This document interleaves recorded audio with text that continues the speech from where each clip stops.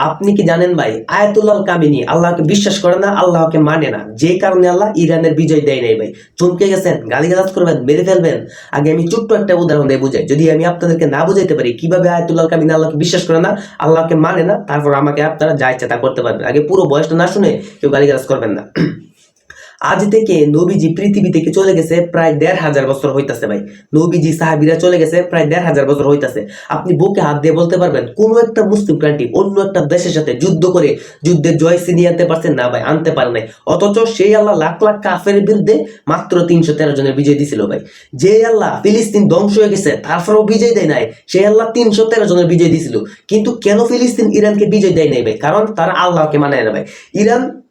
Iran Ayatollah কামিনী ছিল সর্বোচ্চ নেতা, সেই নেতা আল্লাহর আইন বাস্তবায়ন করতে পারে না ভাই। শুধু নামাজ, রোজা, হজ, যাকাত এসব দিয়ে আমার কিচ্ছু হবে না ভাই।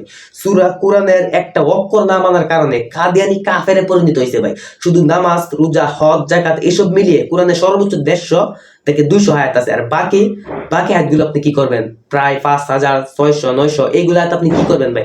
একটা অক্ষর না মানলে তো আপনি কাফের ভাই। এখন তাদের দেশে দেখবেন মদ, জুয়া, নারী কেলেঙ্কারি সবই চলতেছে ভাই। সে যদি আল্লাহকে বিশ্বাস করতো, আল্লাহকে মানতো, তাহলে তার দেশে এসব চলতো না ভাই। পয়েন্টে পয়েন্টে ৬৬৬৬ সে মানতো। এখন একটা অক্ষর না মানলে তবে আমি আল্লাহকে বিশ্বাস করছি না, আল্লাহ আমাদের বিজয় দিবে না ভাই। আবেগ দিয়ে দুনিয়া চলে না ভাই। আপনার পুরো ৬৬৬৬ জানতে হবে, মানতে হবে, বাস্তবায়ন করতে হবে, তারপর আল্লাহ অবশ্যই আমাদের বিজয় দিবে। একটা অক্ষর যদি আমরা বাস্তবায়ন না করি, না মানি, আমি যত বড় আল্লাহর ওলি হই না কেন, আল্লাহ আমাদের কিয়ামত পর্যন্ত বিজয় দিবেন না ভাই। আপনাকেই বলছি ভাই, আপনি উঠে ফিরে লেগে যান ভাই। আজকের পর থেকে সূরা ফাতিহা থেকে সূরা নাস পর্যন্ত আপনি শিক্ষা অর্জন করতে পারেন, অর্জন করতে থাকেন ভাই। যে কি বলছে আমি দেখবো, তারপর বাস্তবায়ন করবো। কারণ একটা অক্ষর না থাকলে আপনি ভাই সরাসরি আল্লাহকে অস্বীকার করছেন, একটা অক্ষর না মানলে ভাই।